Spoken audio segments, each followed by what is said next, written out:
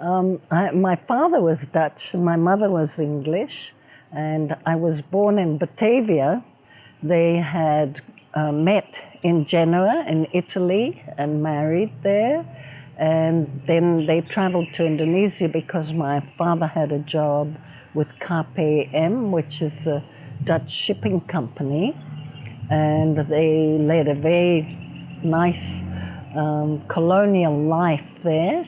And then a few years later, I was born, 1938, and it was Batavia in those days. It's called Jakarta now. 2 years later, my brother was born, Martin, and then when I was nearly 4 and he was nearly 3, we had the Japanese invade Indonesia. My father said to my mother, do go to Australia, it's the land of milk and honey. Nothing's going to happen there and you'll be safe. But she wouldn't leave his side. And actually the families who did leave, many of them lost their lives. Not many reached Australia because the Japanese torpedoed the boats, even though they were just women and children on them. And so many of their friends didn't survive that. We stayed on, and of course, without any fighting, Indonesia was overrun. The Japanese came in and imprisoned us, women and children, and the men were taken off to war. I remember seeing my father going off and my uncle, and that was the last we saw of them for 3.5 years, nearly 4 years. So they were prisoners of war, working on the Burma Railway for the Japanese as laborers. There wasn't much food, and I sucked my thumb a lot, and my mother used to just let me, because when I was sucking my thumb, at least I was telling her how hungry I was. So it was an interesting time.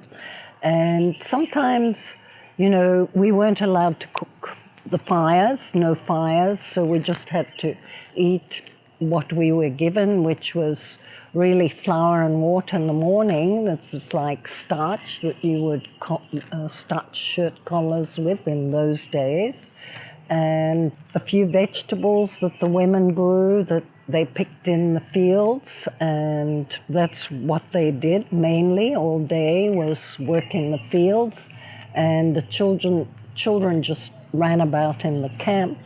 And we used to actually steal the banana peels out of the dustbins, and they weren't allowed to cook fires, to light fires, but they would cook the banana peels and we would eat them, and the children would always be wandering around just in case a Japanese guard was around, because they would get into big trouble if they were caught. And there'd always be a word, like donuts, and the kids would just sing out donuts, donuts, and it'd all go around the camp, and the women who were secreting a fire somewhere would quickly douse it, turn it off. We would chew the banana peels raw, but if you tried it, it's very fibrous.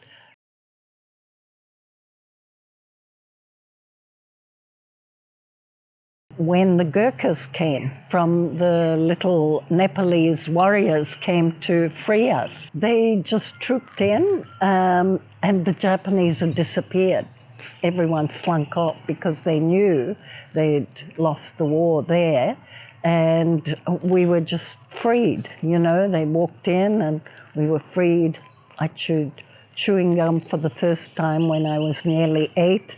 I actually had dysentery all the time, so my mother was always feeding me charcoal out of the fires, which probably saved my life. And then we were repatriated back to Holland on the Johan van Oldenbarneveld. It was a hospital ship during the war. And we were given lots of food that we'd never seen before. Like I remember eating my first potato, my first rhubarb, etc., etc. And my mother would just say, just eat that much, that's all you must eat. And everyone else was overeating, and many of the children died. We threw many white coffins overboard, and when the first one went, my mother explained, that's because this child ate too much, and because we've been starving, we have to be careful. So that was quite a good lesson to learn. And then because we had nothing, we just had, you know, the clothes we stood up in more or less, and some that the Red Cross had given us, no winter clothes, being in the tropics.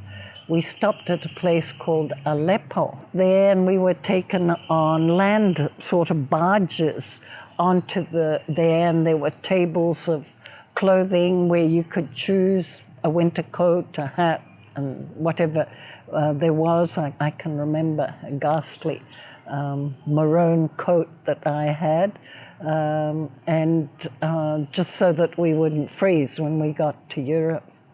And so we were just like refugees, really.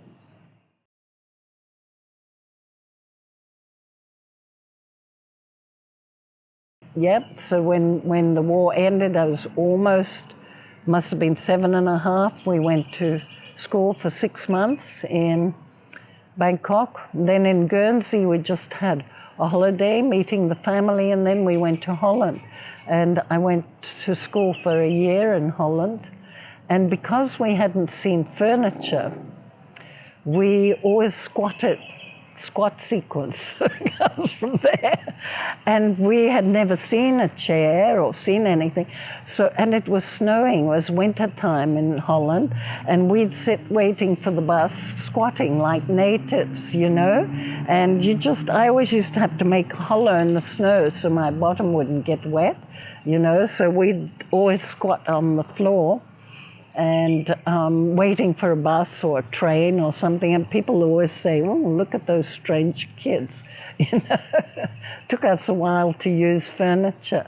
And also, of course, we hadn't had shoes, so I didn't wear shoes until that visit in Aleppo, where we got some shoes for the first time.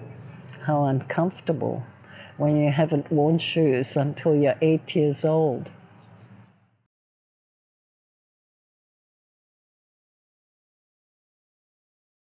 My father had the job of weighing pigs at farms. I don't quite know the details, but I remember going with him and hearing and feeling sorry for the pigs screaming. It was a strange thing for him to do because he was Jewish, and that's all he could do straight after the war. But then he got a job where he was employed by Royal Inter-Ocean Lines. He always looked after passengers, and that's when I was a bit of a tomboy, I guess. I was always playing cricket with the boys on the boys' side. In those days we were very much segregated, and there was always a loudspeaker, Nicky Camelling, please go back to the girls' side, etc., etc.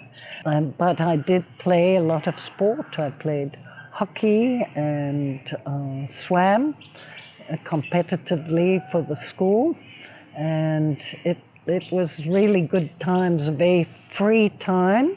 My father came off the Burma Railway, and his first words that I remember were, life is for living, make the most of every minute. So we had a very good life. If there was a good circus, or if there was film, or if there was theatre, we went out to dinner with the family. We just made the most of every moment. It was really a good thing.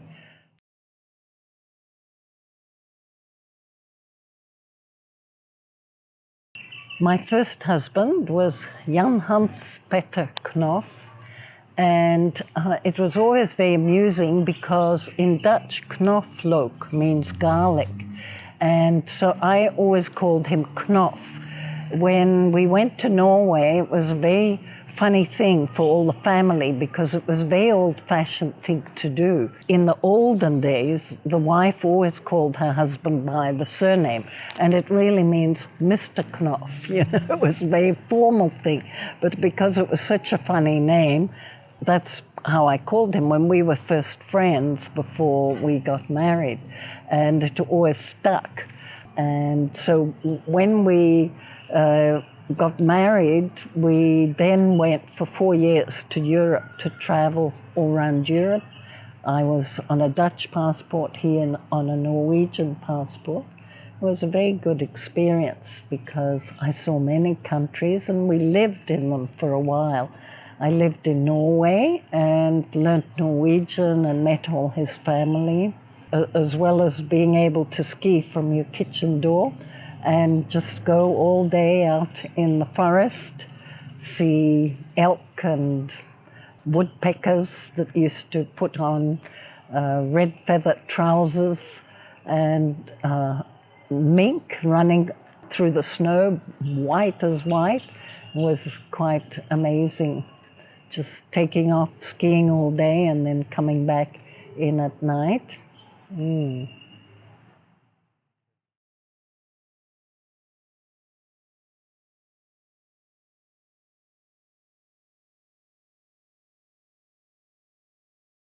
Bikram had a school in his apartment, really, and he taught like this. He didn't teach classes or class times.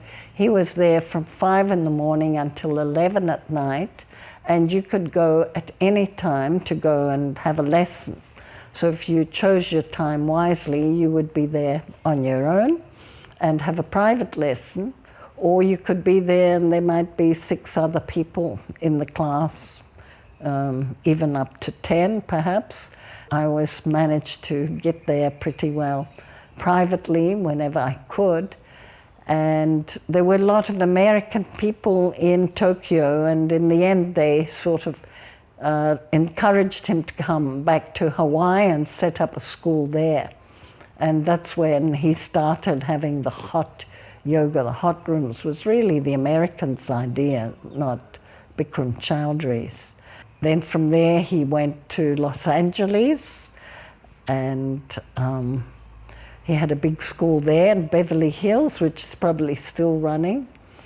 I really got into yoga straight away. I was digging my heels going to Bikram's, but he taught in such a way and was so dynamic that when you booked in there, he wanted you to come every day, 6 days a week for 3 months, which is a good idea because then you stay with it, you know, because you feel the benefit. It's different from going once a week. And then after 3 months, he says, well, you could practice, you know, 3 days at home and come here for 3 days, so 6 days a week. And then if you mightn't practice one day, he'd say, so which day did you not practice when you came for your next practice? Because he could tell that you hadn't done your practice. So you were really encouraged to do home practice, and you really got deeply into it. Well, after that, although my husband was hoping it was a passing fad, I was really very interested. I read lots of books about yoga, all the philosophy, and really studied it very deeply. Not with the idea ever of becoming a teacher. I was never going to teach yoga. I was just interested in it to practice it. Years later, actually 5 years later, after Bikram had left Tokyo, he was in Hollywood, and I came to America, and I thought, oh, I'll drop in and see Bikram. And there he was in Hollywood, on the Hollywood Boulevard, being massaged by a lady, sequenced, false eyelashes, beautiful Hollywood people in the class, probably about 40 people in the class.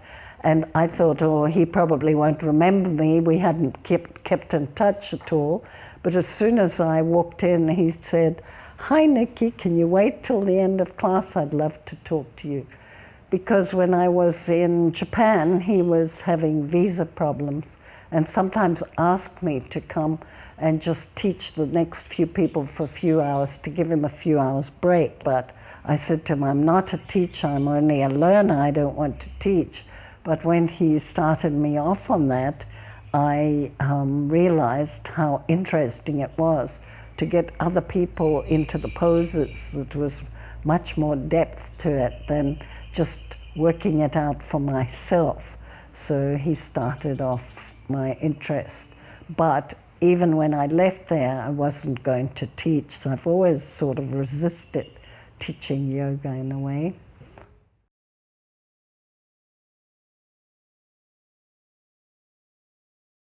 How I got into working with therapy was one day they phoned me. Three physiotherapists were there at the hospital working with a young girl, Maori girl, who had had a stroke at 19, Sandy.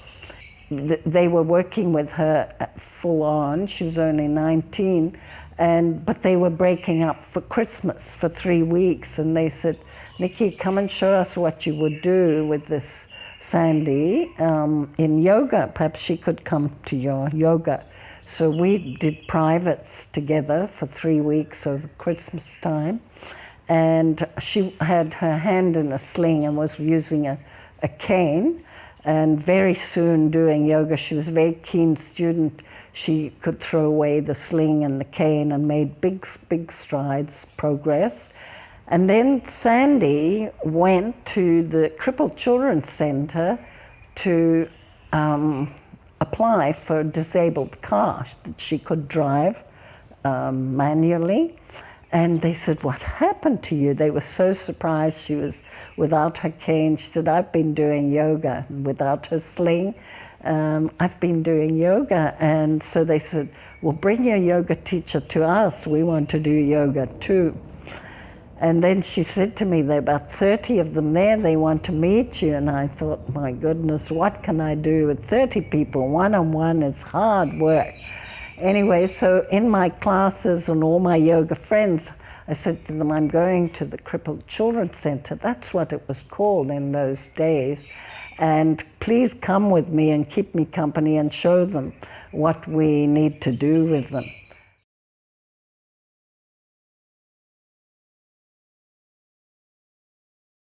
In Auckland, one of the people who came to help me and who was always there was James Bryan. Yes, he was very keen and always helped me with the people, very reliable.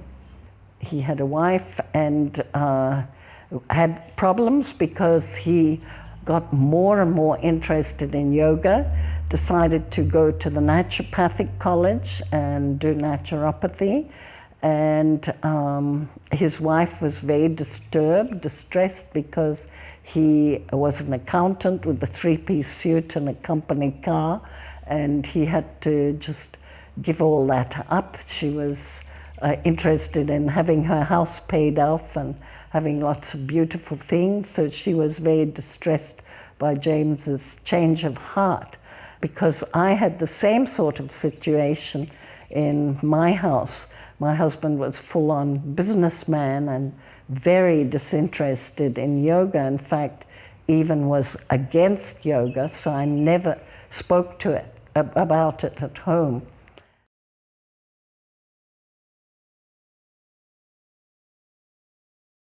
In 1970, I was interested in yoga, but it took me until 1987 to be able to go to study with Iyengar in Pune, where I had been wanting to go, because my husband didn't approve of it, and so it was a very difficult thing. But when I finally went, it really meant the end of our marriage, because he just was determined that I wasn't to come back.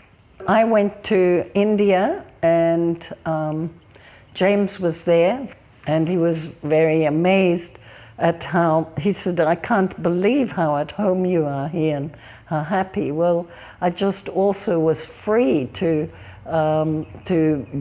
practice yoga and learn from Iyengar, and it was something I had really waited for many years. We were allowed to come and practice. At times we practiced our own practice, and then it was always scary because Iyengar and Gita would come and practice, Prashant too would come and practice too. And often Iyengar would come and be right next to you, which is very uncomfortable because you didn't want to disturb him. And one time I was using, it's a plank with an end to it, and you use it for Viparita Dandasana, and you stand it on your head and bring your feet over, and then you use that plank to have leverage so you can get into a bigger back bend, a stronger back bend. And so I used it, and he just threw me off the plank and said, "This is for beginners, and what are you doing using this equipment?" And I said, "Oh, sir, I'm here to learn, you know." And you really feel you've spoilt his practice, as he's a bit of a wild man. And one day he just swung a rope and hit James in the testicles, that sort of thing. And one day he came in with he had pink silky shorts, and they were on back to front, and the back pocket was in the front. But he came to give us a lecture for half an hour on perfection and being conscious. And I kept whispering to James, "Please, sir, why are your shorts on back to front?" And I felt such an urge, a naughty urge, to ask him that after he'd finished all this spiel about perfection. "Please, sir, why are your shorts on back to front?" But I didn't want to be thrown out of the institute just then, so I just left it, and we were very amused by that.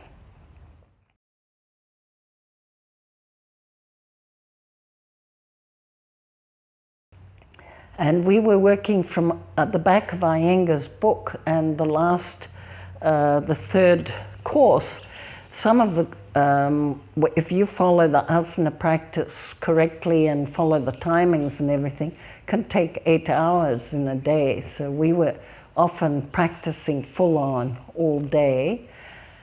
And we were finding that we weren't strong enough to do the bird postures because Iyengar had decided not to do vinyasa, not to do sun salutations. So we found that we weren't strong enough, and we came across a magazine that had an article about Pattabhi Jois, and we had never heard about him. And so that was 89. We heard about him, we read that article probably in November or December, and by January we were in Mysore going to Pattabhi Jois's classes to learn the Ashtanga, to learn the Vinyasa, and to learn the sun salutation and his way of teaching, which was exactly as Krishnamacharya had taught. It was well worth it because we learnt a lot and had a lot of experiences, and were able to study with Iyengar and Pattabhi Jois.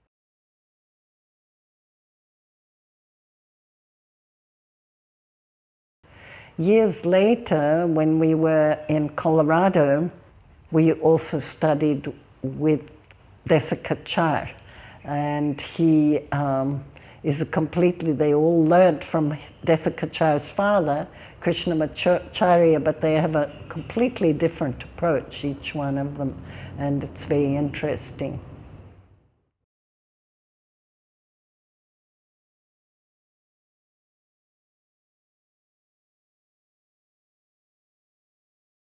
So I was there with Martin and Jim Wallace and James Bryan, and we walked on the Annapurna circuit.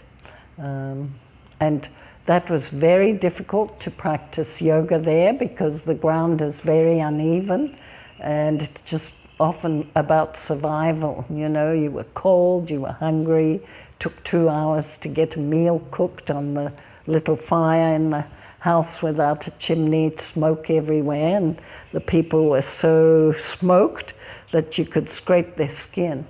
And of course, we always wanted to have a bath every day. There weren't any showers or anything.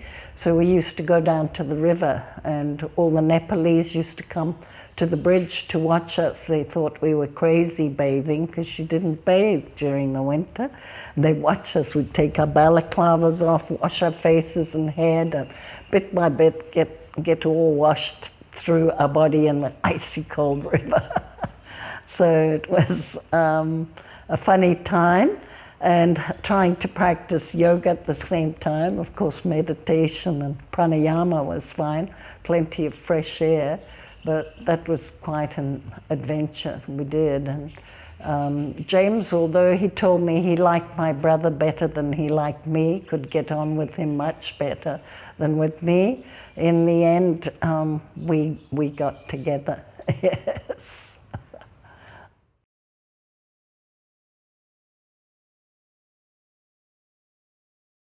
We left to go to Colorado in 2000 and set up a school in Grand Junction, Colorado.